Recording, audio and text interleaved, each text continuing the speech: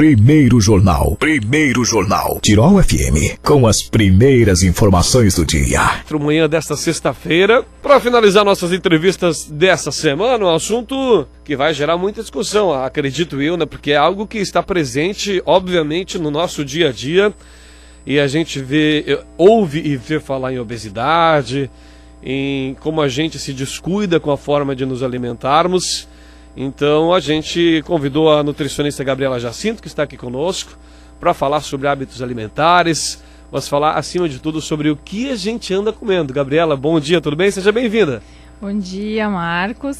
É um prazer estar aqui falando com vocês. Nós que já conversávamos enquanto época de faculdade. Exatamente. Agora, então, a nossa conversa vai ter mais ouvintes, pelo menos. Com certeza, vamos ter aí um público que estará nos ouvindo. Bom, Gabriela, a gente ouve falar nos Estados Unidos com problemas sérios de obesidade, o Brasil também. O que de fato vem acontecendo? A gente come errado, a gente se alimenta de uma forma equivocada, ou o que acontece? Em função do nosso dia a dia, por exemplo, eu comentava contigo fora do ar, eu basicamente me alimento 2 vezes por dia, quando o certo seria 6 vezes, né? Sim. Então o que está acontecendo de fato? Pois é, são várias coisas, na verdade. A própria mudança nos nossos hábitos alimentares, porque antigamente se comia muita coisa natural, feita em casa, plantada em casa, então tinha um cunho um pouco mais simples, até de certo ponto, mas com uma riqueza de nutrientes até muito maior. Outra coisa que aconteceu foi que a gente ficou mais parado também. Então, hoje em dia as pessoas andam nem só de carro, mas tem mais meios de transporte, o próprio ônibus, as motos, enfim, né? Tudo isso faz com que as pessoas caminhem menos e, consequentemente, acaba afetando o nosso gasto energético. O trabalho se tornou mais poupador de energia.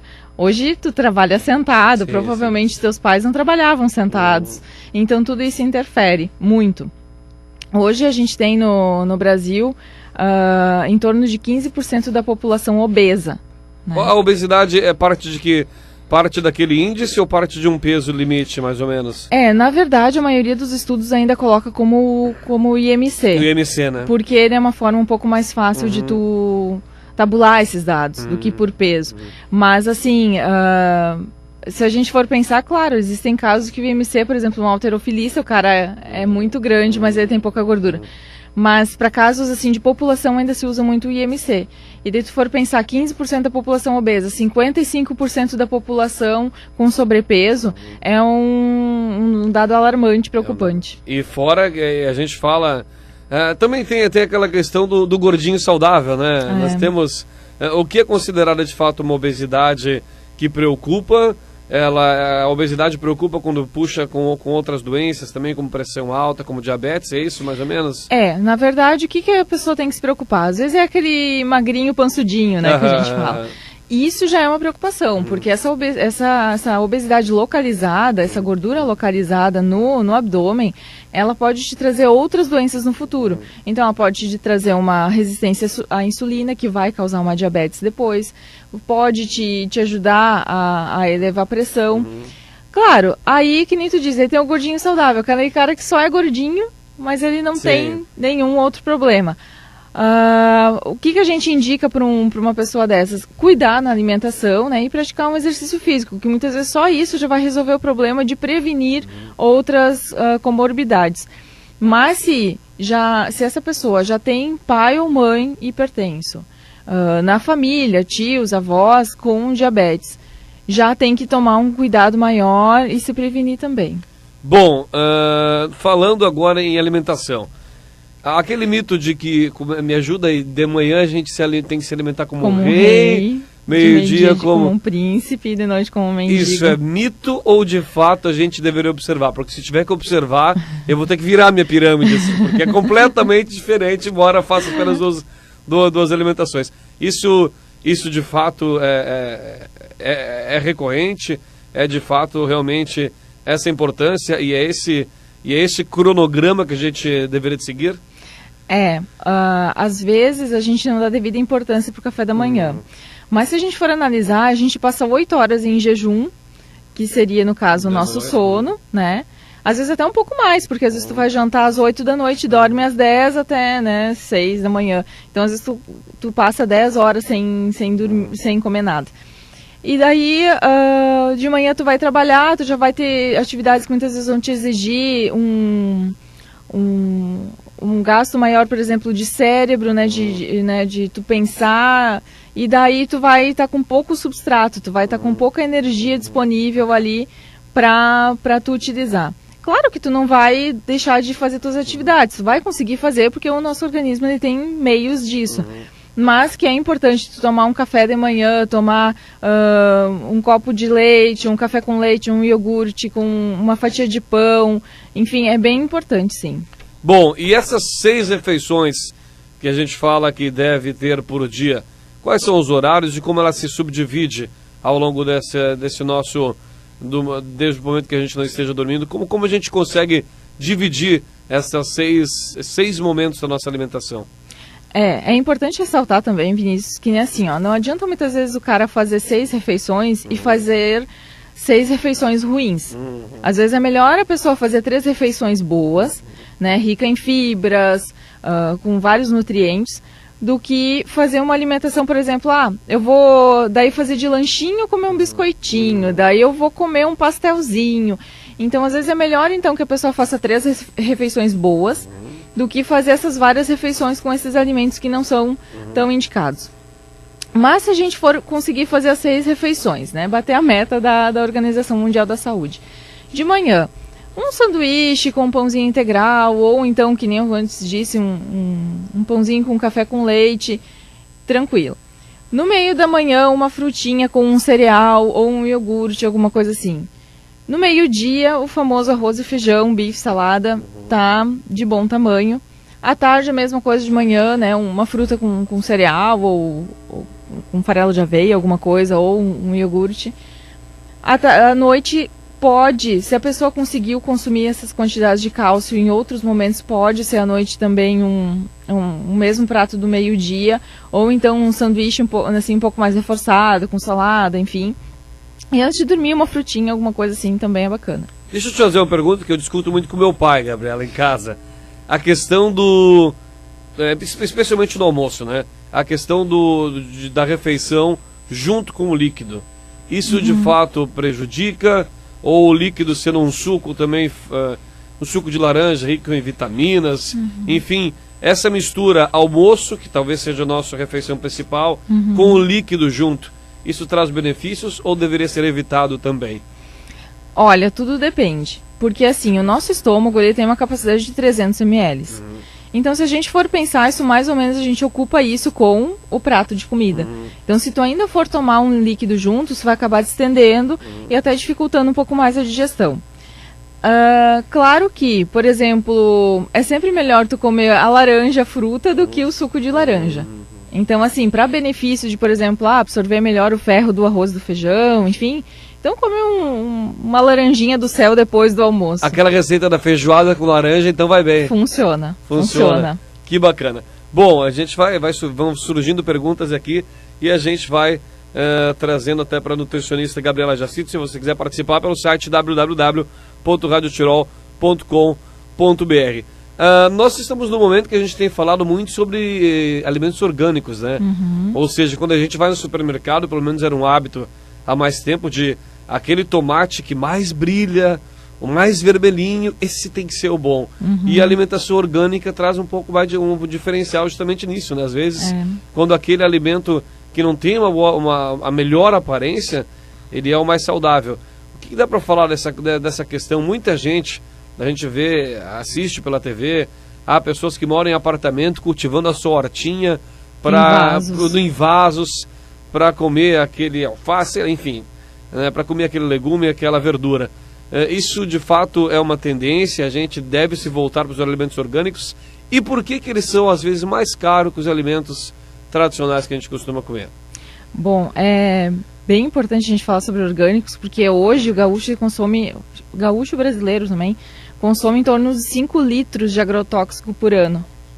né, dentro, embutido dos alimentos. 5 litros. É. Nossa Senhora. 5 litros. Então, assim, é bem preocupante isso, porque a gente vê tantos casos de câncer aumentando, parece, tá quase como gripe, né? Exato. A gente sempre conhece alguém que tá. Sim. Então, é um fator que acaba agravando e prejudicando, e não só isso, outros fatores metabólicos também.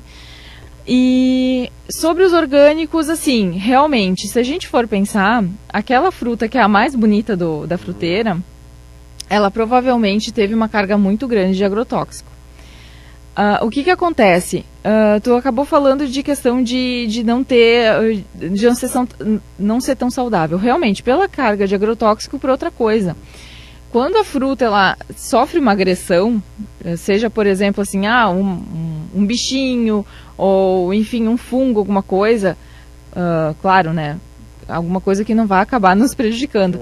Mas quando ela tem algumas pintinhas, aquela, né, assim, que não é aquela fruta tão bonita, geralmente ela teve que se defender mais, esses organismos, né? A planta teve que se defender mais. E, consequentemente, ela vai ter uma quantidade muito maior de antioxidantes, de tudo aquilo que a gente busca para a nossa saúde. Então um pouco mais interessante tu não olhar tanto para a questão do bonito, do reluzente, mas assim, ela não tá murcha, ela não tá... Outros aspectos assim que mostram que ela tá com uma qualidade boa, mas que talvez ela vai ter ali um olhinho, alguma coisa que, né? Por que o orgânico se torna mais caro? Em primeiro lugar, porque o manejo é todo diferente. Às vezes, para a propriedade se tornar uma propriedade apta para produzir orgânicos, ela tem que ficar 2, 3 anos só se desintoxicando, né, desintoxicando solo, fazendo todo um manejo para conseguir mudar a própria rotina para conseguir colocar os orgânicos. Fora que eles têm como eles não usam aditivos que não sejam naturais, eles acabam tendo que ter mais mão de obra. E uma perda também deve ser maior, né? Tem mais mão de obra também, né? Porque tem que aplicar muitas vezes produto todo dia, enquanto que se tu usasse lá o inseticida, tu era uma vez por ano. Então tem todas essa mão de obra, esse trabalho a mais, e que daí, consequentemente, o produto não é tão bonito, tão viçoso, e acaba também isso repercutindo, né? Bom, há outras tantas questões, a questão do peixe, por exemplo. A gente deveria, pelo menos uma vez por semana, comer peixe, né? A gente vê restaurantes que às vezes já adotam essa sistemática, uma vez por semana trazem o peixe.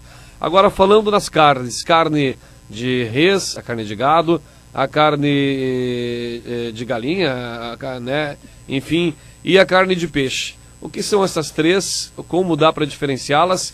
E a carne, justamente, a carne de frango, ela é intermediária entre a carne de res ou a carne de peixe, ou ela pode ser considerada também uma carne branca com os mesmos ou nutrientes semelhantes à carne de peixe, por exemplo? Muita gente fala mal, às vezes até da carne vermelha, mas eu defendo bastante, porque a carne vermelha tem muita substância que vai depois ajudar tanto na questão para quem tem anemias, como gestantes, por exemplo, que precisam de um aporte maior de ferro, né? Então é bem interessante, assim, pelo menos umas 2 vezes por semana comer carne vermelha. A carne de frango eu diria que realmente é uma intermediária, porque ela não tem alguns nutrientes do peixe, mas assim, ela tem uma digestão um pouco mais fácil, né? É um pouco mais versátil também. Ela parece ser talvez visualmente, ela parece ser mais leve. Quando também tem essa característica. Também tem. E até um pouco mais fácil de tu preparar. Sim. Mas aí o peixe, o que o peixe tem? Então, digamos, se a gente for falar nos peixes, principalmente de água salgada, eles têm, então, uma gordura que é muito interessante para o nosso sistema circulatório, que ajuda na questão de HDL, enfim, de melhorar a circulação. Então a gente deve de considerar, sim, que pelo menos 1 ou 2 vezes por semana a gente consuma peixe. Vale aquela sardinha no molho de tomate, né? Vale o atum em água também. Então, assim, não é que necessariamente a gente precisa fazer um prato com peixe. Se a gente já botar lá no sanduíche um atum ou fizer uma salada com ele, já está de bom tamanho. Bom, Gabriela, como eu te disse, as perguntas vão surgindo. Desculpa aos ouvintes se eu uso a minha família, porque eu tenho dentro da minha casa, além de uma irmã que também estuda nutrição, e meus pais que eles têm muito essa questão. Por exemplo, alguns mitos ou verdades que podem ajudar ou não, tá certo? Eu vou te fazer esse desafio. Por exemplo, comer uma azeitona em jejum de manhã, comer farelos como essas fibras que tu falaste antes, o tal do ômega 3 também, que especialmente as mulheres, depois de uma certa idade, têm se tornado, têm colocado na rotina do seu dia a dia também.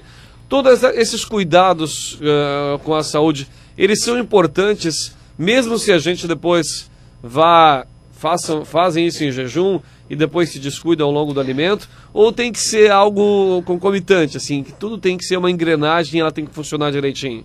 Eu digo que isso é a mesma coisa que nem exercício. Não adianta tu te matar na academia e depois, né? Bem lembrado. Te esbaldar. Assim, que nem, por exemplo, farelos. É bem interessante que muita gente, tipo assim, estou com colesterol alto, vou começar a comer farinha de mandioca, farelo de aveia, berinjela, tudo em jejum, porque isso vai resolver. Olha, assim, o aumento de fibras, ele vai justamente ajudar a diminuir o teu colesterol. Independente se tu consumir isso de manhã cedo ou se tu consumir isso durante o teu dia. O que tu tem que cuidar também é que além de para tu baixar o colesterol, tu tem que cuidar de outras coisas, tem que fazer exercício, tem que diminuir um pouquinho essa questão de gordura. Então não adianta assim, em jejum levantei às 6 da manhã para comer 2 colheres de farofa, né, ou de farinha de mandioca, em jejum, aí depois eu me deitei mais um pouquinho para que eu vou fazer a digestão, aí depois eu levanto para tomar o meu café, eu faço um pão com nata. Então não vai resolver. Então essas coisas que realmente não adianta tu só incorporar um hábito, mesma coisa o ômega 3, não adianta tu te entupir de gordura saturada e querer que o ômega 3 depois lá, aquela cápsula de 1 grama vai resolver. Então todo o teu esquema de alimentação tem que acompanhar, com certeza. Bom, para ir finalizando o nosso bate-papo, o que seria hoje, daí eu vou te perguntar de uma receita aqui, você como nutricionista, espero que não cobre a consulta do nosso ouvinte, brincadeira. Mas de certa forma, o que é hoje o ideal? A gente já falou em orgânicos, tu já trouxeste para nós aqui uma informação muito importante, que às vezes é melhor se alimentar-se 3 vezes por dia bem do que as próprias 6 vezes que a Organização Mundial da Saúde indica. O que seria hoje o ideal? A gente, quando vai no supermercado, nós somos fuzilados por bolachinhas, por salgadinhos, por sucos, pelos alimentos. O que seria o ideal para nós buscarmos, de fato, uma alimentação saudável? É só a verdura? Tu falavas antes também do feijão com arroz, né? Que a gente, às vezes, não dá tanto valor, mas o quanto é importante. O que hoje seria algo mais razoável para a gente manter um equilíbrio na nossa saúde física? O quanto mais natural possível. Então, você vai comprar o arroz integral, vai talvez até assim, comprar uma farinha integral e fazer um pão em casa de vez em quando. Porque agora é complicado. Vai falar no arroz integral. Esse dia eu tentei fazer lá em casa. Eu acho que levei quase 1 hora para cozinhar o arroz. Isso é verdade, demora 40 minutos. Então tem tudo isso, Mas sabe? assim, depois que tu te acostuma, o problema é esse, porque o arroz integral é tão fácil que tu enche de água e tu esquece de lá. E daí depois tu vai fazer um outro arroz e ele vira uma papa, porque tu perde a medida. Exato. Mas pela questão de fibra, né, é muito importante. Mas assim, por exemplo, lácteos, assim, eu não digo assim que é para todos, claro, a gente sabe que tem grupos que a gente tem que cuidar com isso, mas assim, para adultos, assim, um leite semi-desnatado, um iogurte semi-desnatado, então assim, umas 2 porções de lácteos, arroz e feijão, que nem eu disse, umas 2, 3 vezes por semana a carne vermelha, os outros dias tu alterna entre outras carnes, também consumir frutas e verduras, né, assim, eu acho que não é só tu consumir isso, mas tu consumir as outras coisas junto com isso. Evitar um pouco biscoitos, margarina, essas coisas muito processadas acabam tendo muita coisa dentro e que muitas vezes não tem aquele benefício todo que a gente pensa que tem. A gente, agora sim, nos encaminhando, mas definitivamente nós estamos consumindo alimentos hoje que talvez a nossa ideia, a nossa intenção não é preocupar ninguém. Mas é importante saber o que a gente está comendo, tomando. A gente vê escândalo do leite, com marcas de leite que é formol, é água. Esses dias na Serra Gaúcha somos tão enaltecidos pelos nossos vinhos e descobre-se que tem antibiótico nos vinhos. Então, é importante saber o que a gente está de fato consumindo, Gabriela? Com certeza. Eu acho que, assim, em primeiro lugar, a gente tem que cuidar de onde é que vem. Então, assim, dá uma pesquisada naquela empresa, porque geralmente empresas que possuem certificação internacional, eles nunca vão se envolver com escândalos desses. Porque essas certificações também são muito rígidas e cobram muito deles. Outra coisa, olhar os rótulos. As pessoas só olham muitas vezes a validade, mas eles não vão buscar saber tudo o que tem dentro. Tem muita coisa assim, por exemplo, tu vai ver gelatina. Gelatina tem uma combinação enorme de conservante, de corante. Às vezes a pessoa está embolotada, cheia de alergia, não sabe do que. Aí tu começa a tirar todos esses produtos industrializados, a pessoa elimina a alergia. Então, assim, tem que cuidar mesmo, né? Biscoito, muitas vezes tu pensa que é integral, mas tu vai ver tem mais farinha branca do que integral. Pão, a mesma coisa, né? Tem que cuidar. Claro que agora já existem os que tem o selo de 100%, 60%, e daí tu vai olhar no rótulo, aparentemente tá ok. Então, assim, a gente tem que realmente olhar o rótulo e procurar saber o que tem dentro do alimento. Não adianta só olhar a validade no rótulo. Bom, nosso papo aí já passou 20 minutos e poderíamos ter mais uma hora. Eu acho que eu vou continuar falando, mas vamos ficar para uma próxima oportunidade. A gente quer agradecer a nutricionista Gabriela Jacinto. Você está atendendo aonde, Gabriela? No consultório, no bairro Canabarro, na Dom Pedro II, 2266, junto com o Dr. Ademar Tigman. Tem um telefone de contato para marcar consulta? Sim, tem o 3762-8077. Legal, quero te agradecer por ter vindo aqui até nosso estúdio. Eu que agradeço. E numa próxima oportunidade, quem sabe podemos trazer ainda mais informações e fazer esse bate-papo. Tenha um bom final de semana, obrigado por estar aqui conosco.